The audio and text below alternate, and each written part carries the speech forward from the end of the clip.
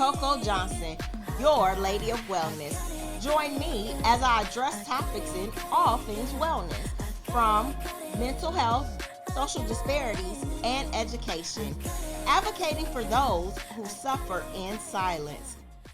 Hi, I'm CoCo Johnson, your Lady of Wellness. Join me as I address topics in all things wellness, from mental health, social disparities, and education, advocating for those who suffer in silence. To you today by Rose of Sharon All Naturals, changing lives one tablespoon at a time. Thank you for joining me today. Welcome today to my guest, Miss Shar'ron Mason. Welcome, friend. Well, hey, how you doing? I'm well. I'm excited that you're here today. I am excited to be here as well. Been looking forward to it ever since you extended that invitation. All right. Well, let's get into it. Show people and tell people who you are and what you do. Absolutely. So I am Shar'ron Mason. I am a licensed marriage and family therapist. I am an author. I'm a publisher. And I love all things wellness. It's my passion. It's the thing that drives me to get up every morning and to give my best. All right. Well, welcome again. Thanks for coming again. And let's just jump right into it. So, why wellness? Why not wellness? All right. Why not wellness? Oh, goodness. So in my life, it's imperative. Being a therapist, it's important for me to put myself first, to prioritize my self-care, all things wellness, and it's the way in which we have just a greater quality of life. If we don't focus on it, if we put it low on our list of priorities, then everything else is going to fall apart. So I build my life on wellness, and I support others in having well lives as well. Cool. So tell me more about your work and how your day-to-day works out for you when you're working with your patients or your clients. Ooh, day out, day in, it's all about getting up and doing the things that I have to do for myself. So I'm going to get up in the morning. I am going to do my devotion. I'm going to work out. I'm going to pray. I'm going to do all the things to fill up my cup, because as the day goes on, I'm going to have to help folks to fill up their cups. So I put all my self-care first. I work from home currently. I love it. Throughout the entire pandemic, I've been working from home, and it allows me to see my clients through that screen. And some people aren't into that whole virtual thing, but I love it. It allows me to be comfortable. I can go through my day, see my clients, do the things I need to do for them, and then also meet my needs as well, whether that means getting out, taking a walk, making myself a snack, taking a nap, which you know is important to me. Indeed. But I can prioritize those things that are important to me while I'm also caring for my clients. Okay. And so how do you feel that feeds on to your clients? When you do those things for yourself, how do you feel that helps your clients recognize that this is some things that's helping me along the way by my therapist taking care of herself? Ooh, I would hope that they'd be able to see it. So the way that I show up, I want it to be fully. I don't want to come with all of this baggage and now I'm trying to help someone else and I'm bleeding all over them. I don't want it to be like that. So I want them to know that when they show up for their sessions, that it's about them and it's not about all these unmet needs that I have. And I hope that they're able to see that even if they don't necessarily know my routines in life. Hope they say, well, what is she doing? She's not over there feeling anxious. She's not over there seeming down and depressed. She's not over there trying to figuring out how she's going to grab all these pieces and put them together so that she's going to be okay. I would hope that they would know that she's doing something and she's feeding those things back into us. All right. So I know that you're an author as well, and you've touched on various subjects. How many books do you have now? I have 6 books, 8 journals. Wow. So out of those books, which books would you gravitate towards more if you wanted to, like, talk to your clients more on, just bringing that wellness back home for them in order for them to cope with whatever they're having going through? Okay, so it depends on who I'm working with, of course. So I work with, I don't work with little people that much as far as the therapy piece. So more like within the family, yes. But even Boss Ladies Need a Break is definitely a go-to. That's the book that's about you prioritizing yourself as a lady. We tend to put ourselves on the back burner, taking care of everybody, everything, and I want us to know that that's not okay. Oftentimes, we're shamed when we say that I'm going to look after myself a little bit. I'm going to take care of myself. And I want us to know that, no, we don't have to be ashamed. We don't have to apologize for it. And we can put ourselves on the front burner because everybody else that's connected to us, they're going to get what comes from that. So it's really pretty selfless. You know, they see it as selfish, but it's not. It's kind of selfless. All right. So you stated for the women. So what about the men? So for the men, I've got gratitude journals. I've got those for the ladies and the men. But the pieces that are within Even Boss Ladies Need a Break, of course I'm not going to recommend that they read Even Boss Ladies Need a Break, but some of those same concepts are going to pull over. Society says that as men, you've got to be strong, you can't expose your weaknesses, you got to show up in all these ways. And sometimes they're not okay either. Just like we have struggles and just like we have grief that we experience and loss, they do as well. So I like to let them know that you have a safe space to come with whatever it may be, the things that you can't share just out there in the world that somebody's going to be looking down on you about. I give that safe space. And I try to model what it looks like to be in a healthy relationship. Even though this is a therapist-client relationship, okay, this is what it looks like to be validated. This is what it looks like to be listened to. This is what it looks like to be affirmed so that they can set healthy boundaries in their relationships. They can give it, and then they can also receive these things. That's awesome. So you and I, we talk a lot, and we talk about different things from, you know, we travel. We also talk about our stages in life. Sometimes I'll call you and be like, hey, you know, I'm struggling with this. And one thing that I've come across lately is the notion of the imposter syndrome.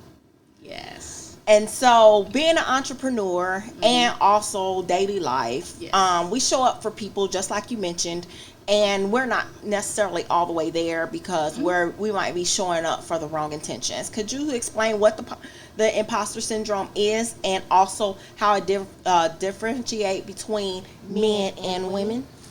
Ooh, imposter syndrome. Oh, goodness. So a lot of people have experienced it.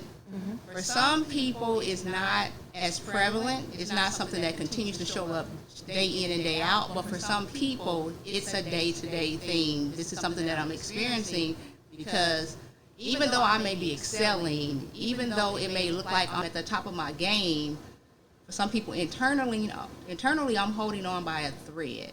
So I'm thinking I'm going to be exposed because I don't believe that I'm doing as well, that I'm excelling, that it's not just a fluke, that I'm at the level that I'm on. And for those individuals, I'm going to continue to try to produce, to perform, continue to try to excel, and it can be a situation to where I'm trying to be perfect. And we know that no one's perfect, but if I'm trying to do these things day in and day out, then chances are I'm going to get burnt out, I'm going to be stressed, I'm going to be overwhelmed, I'm going to be anxious, I'm going to experience depression. And who lives their life that way? That's not a long-term plan.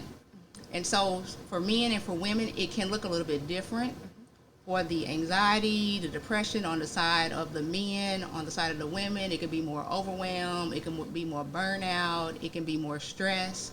But at the end of the day, we have to look at, well, what is this and how is it impacting me? Is it the voices that I hear that were telling me that you have to be perfect, you have to do all things perfect, and you can't show up any way less than perfect, which set us up for failure? Yes.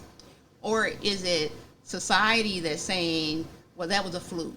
You know, you was a one-hit wonder, and the thing that you did that was so great, oh, that's not you. That's just something that happened to happen. You know, oh, it's a coincidence.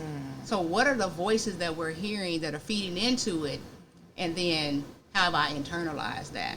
Because initially it may be where it was someone else's voice or it was society's voice, but at some point it becomes our own voice, which, of course, that's more destructive to us. Yes. So if I'm at a place where I'm experiencing imposter syndrome, I may need to surround myself with folks who are going to be able to allow me to be vulnerable. Because that's the other thing. I don't want people to know this is something that I'm experiencing, so I have to continue to put on a facade day in and day out. But when I can be vulnerable and I can share with other people, chances are I'm going to find that they're experiencing it too, possibly. Now we can have conversation. We can normalize what we're experiencing, and we don't have to experience shame. Something else that people can do is, if I get to the place where I've been trying to process this and it hasn't been working for me, maybe I'm needing to go see a therapist. You know, it's not about being shamed or being weak, not being strong, but we need to see therapists sometimes, and we need to normalize getting our behinds up, going seeing a therapist, and investing in ourselves in that way. I'm a therapist with a therapist, two therapists. I'm all about it. But of course, I can't just be the spokeschild. We have to all rally around. It's okay to see a therapist if we need to. It's okay to talk to our mentors. It's okay to talk to people who are going through these things. Nice. So did you notice a influx after the pandemic, or was it about the same prior to, or because it seemed like people are all over the place these days, and the pandemic held us in, and then once we got out, we kind of let loose. So do you find that now that it's more of a thing than it was, or? So this thing has been around, and the phrase has been coined since the 70s. So it's been around forever, but I think for some people it's more pressure. It's more pressure to perform, especially when you have social media that's telling you that everybody else is performing. Oh, everyone else's business is doing great. Everyone else is getting the promotions. And so we're able to see a lot more of what other people are doing. And when we start comparing, absolutely, we're going to see more of that. Yes. So with social media, I'm glad you brought that up. So social media, like for me, I have to detox sometimes because it does become overwhelming. So do you find that with some of your clients? Do they ever mention that, or do you ever recommend that? Yeah, so I've had clients to definitely talk about, I've got to take a step back. And we talk about, you know, what's going to be the impact when you take that step back, if they're also doing business, you know, what does that look like to have more balance in it? So we're able to have those conversations. And I've had to do it from time to time as well. I'm one of those people, I live on social media.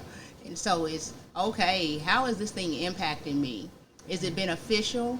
What is it distracting me from? Are there things that I really need to be addressing, but I'm putting social media in the way so that I don't have to address certain things? So what is the role that it's playing? So we definitely have conversations, and I've had clients that have taken breaks from conversations we've had, but oftentimes it's something that they've recognized that, hey, maybe I need to shift this thing.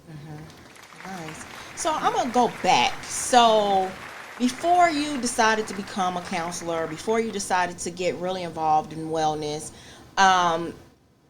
where do you think the foundation lied? What made you push into that direction to wanting to help someone else and also yourself along the way?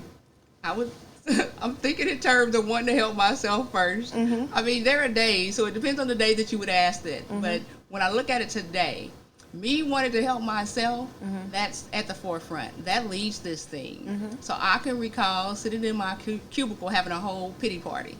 I was not in a place in my life where I was satisfied. And it's not that anything was just wrong, but it all wasn't right either. Yes. And so having this pity party, and God actually showed up. And I can't say that I actually heard his voice, but it was more of a feeling, and it was create the life you want. Nice. And prior to that, I think I'd gotten stuck, stagnant. My sense of hope wasn't what it had always been. And I knew that I had to do something different, but I wasn't sure what. And so then I was on a journey for myself. What's going to make me happy?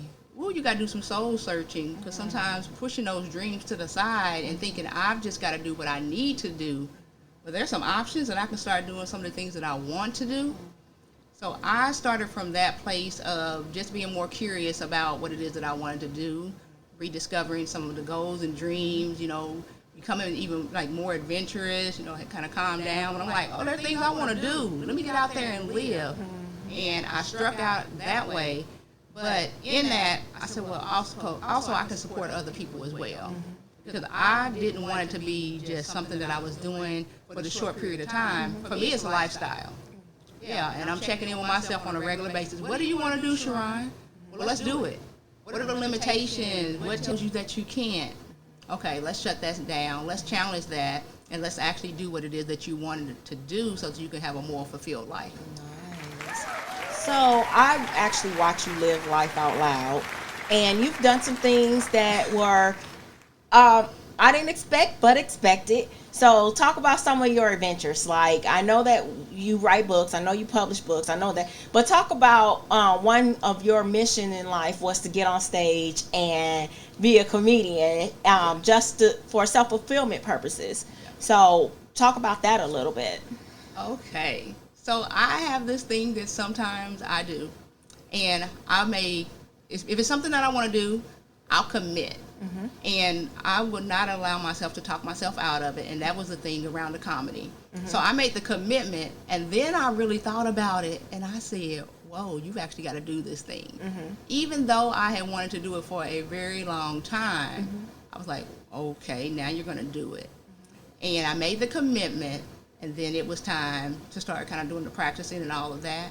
Mm-hmm. But it really was just about something that I'd always want to do. I am a person that loves to laugh. I love having a good time. And I said, I want to do that.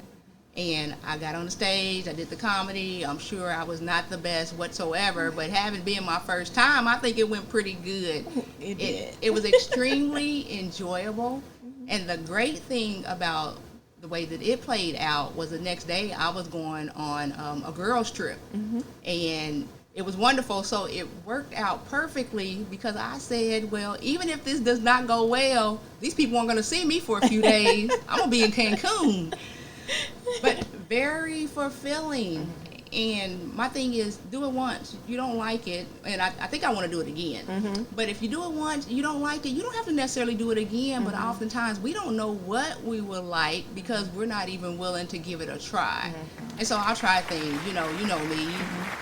I jump in holes, into water and holes, and I do all kind of adventurous things mm-hmm. because I don't have to do it again. Mm-hmm. But some of those things I would definitely want to do again mm-hmm. because why not? Yes. Yeah. I don't want to live a boring life. Yes. I'm not a boring person, mm-hmm. so my life should not be boring. It should reflect who I am. Nice. So what would you say to the viewers on taking that next step into fulfilling themselves? So meaning doing something that you never thought to do. Well, you thought about doing it, but things, people, naysayers or anything like that, or any people in the world tell you not to, but how would you tell somebody to approach that?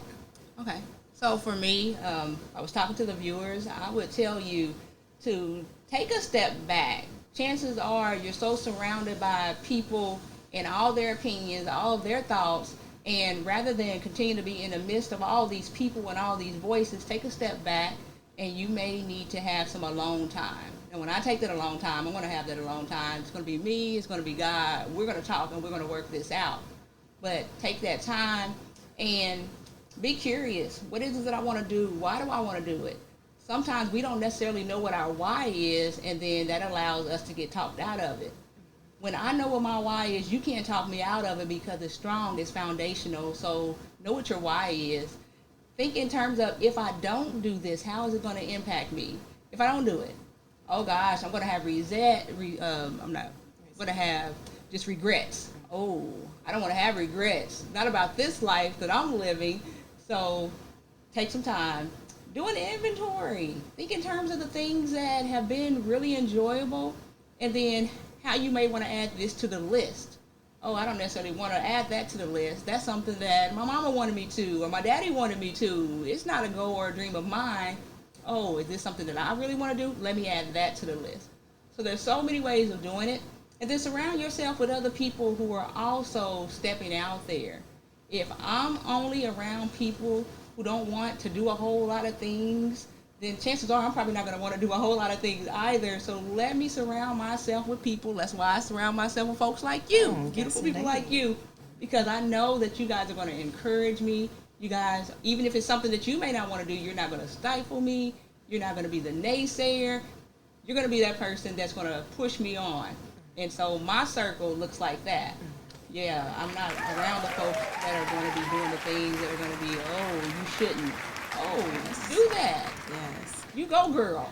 And I could vouch for that. So Shar'ron and I just went on a great vacation this past summer, and it was a bunch of us. And she mentioned, "Oh, I'm going to go jump off this cliff," and I was like, "Oh yeah, that's not for me. You enjoy yourself." And and I could see the difference when after you did it. It was like one of those like fulfill kind of deals, and I saw the joy it brought you afterwards. So that makes a great difference when you surround yourself around people who want to be able to do some things for themselves, and step into that uncomfortable zone and forcing yourself and pushing. And sometimes everybody's not going to want to go with you, but at the same time there'll be people saying, "Go ahead, girl, go and do your thing. I'll be right here waiting for you," that kind of deal. So that's great. So one other thing I want to bring up is that you're a published author, and you also help people publish their books. Yes. So you're a publisher as well. So what are some gratifications in that? And if someone is interested in, they have a book thought, or they have an idea, or they just haven't put pen to paper yet, what would be some things that you would say to step out in to fulfill that necessary need that they might be having? Ooh, I love being a publisher. And some days I love being a publisher even more than an author. And I really love being an author. So for me to say that, it really means something. But when someone is able to fulfill, and it may be, I've had people who said, "I've been sitting on this idea for over 20 years. I'm like, whoa, we got to bring that thing to life. Or this is a way that I want to honor my grandparents, or whatever it may be. So whatever their why is, when I hear that, it's like, how can I be a part of that? This isn't about me and this great fulfillment that I'm going to have. I'm not necessarily going to be out there marketing with your book and all that type of thing. My name's not going to be on it because I help people to self-publish. But when I hear that this is something that's meaningful to someone else and it's going to bring fulfillment, then it's like, how can we make that happen? And if you're sitting on this idea and you're saying, "Oh, I want to do it," then I would say, why haven't you to this point? Because I want to break down those barriers. Yes. Oh, financially, you would not believe how inexpensive it can be to publish. Some people, "Oh, no, it's got to be a great amount." No, it absolutely does not. Come on through this workshop. And so I do offer workshops, and I walk folks through step by step. If you can do it on your own, please do, absolutely. But if you're wanting these tips and these tools and these nuggets, and you want to be walked through, you want someone to take your hand, walk through with you, you want someone to give you support after the class, even the workshop, then I would say take the workshop. Let's knock down those barriers. And that way, this is something that you don't have to still have out there. It's something that I want to do. We have so many things that we want to do. Why not now? I think through the pandemic, I learned that it was prior, of course, to the pandemic as well, but we're not guaranteed tomorrow. We're not even guaranteed an hour from now. We were losing people so rapidly, and it made me really think in terms of, okay, how do I live this life to the fullest now? Not tomorrow, not next week, not when someone gives me permission, but now. I want to support people in doing that as well. So they can definitely go to my website and get the information, lovethatrelationship.com/shop. They can get the information about upcoming workshop, which I have one coming up pretty soon. Nice. And yes, get in there so I can walk alongside you. So before we wrap up, I just want to circle back real quick on mental health wellness tips. Yes. For what can we give 3 tips if you can for the ladies, 3 tips for the men, and why it's important? And yeah. Okay. So when I think in terms of some tips, and you said 3 for the ladies, 3 for the men. Yes. So for the ladies, I would say learn to put yourself first. Don't allow anyone to shame you for putting yourself first. So learn to put yourself first. Prioritize yourself. The second would be to be curious about the things that you even love and enjoy. Oftentimes we're taking care of the kids, taking care of the partners, all these things, and we don't have a clue what it is that we even enjoy in life. And then the kids, grow up and move out, and the partners may be there, or they may get some other things going on in their lives, and we're trying to figure out, well, what about me? So be curious about the things that you enjoy in your own life. And then the next thing is just continue to dream. Continue to dream, because when you have a dream, excuse me, you've got something to continue to push forward. So continue to dream, continue to hold up those hopes. That's important. Yes. For the men, it's still similar. There's this thing about men have to be strong and don't you cry. Surround yourself with some folks that allow you to be vulnerable. Because it's when you're holding those things in, whatever it may be that you're going through, then that's internally destructive. So surround yourself with some folks that you can be vulnerable with. They say find your tribe. Even for the guys, I say find your tribe. Also, think in terms of your why. Why am I doing the things that I'm doing? Is it because society, my family, someone has told me that I need to do these things? Or is it because I want to do them? So give yourself an opportunity to kind of rediscover who you are even as you're moving on through life. And then the next is just think in terms of what do I want to contribute to the world, and then the why. And if it's something that is, once again, someone else's why, then let's not do that. You can give yourself a restart just like the ladies can give themselves a restart. And it can look like what you want it to look like. So, yes, create the life that you want as well. Give yourself that permission. Awesome. So I am glad that we covered those things and want to get that out to people that counseling does not mean something is automatically mentally wrong with you.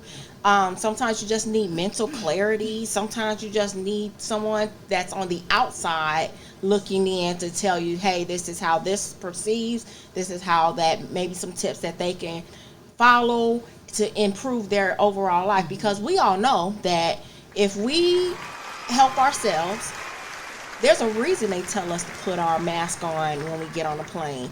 Then we can help someone else, and we can make a greater good and a greater cause later on to our community if we are at our best selves.